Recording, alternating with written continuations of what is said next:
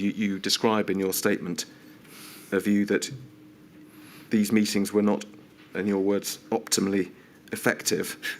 Can you expand on that?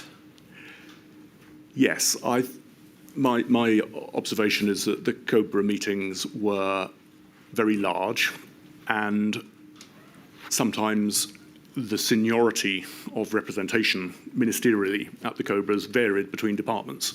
So it wasn't always the case that a minister necessarily had the full authority of their department when a discussion was taking place. There's a particular point you make, which we can see in this paragraph on the screen, Lord Stevens, which is that when, as we know they were in the early stage, the COBRA meetings were chaired by Matt Hancock, other Secretaries of State sometimes avoided attending and sent junior ministers instead. Was that a reflection you had at the time? I'm not saying that was cause and effect, but that is the fact of the matter. Well, I'm sorry. The inference in your statement is that it was cause and effect, but you're not going that far. Well, I just observed that those two coincided.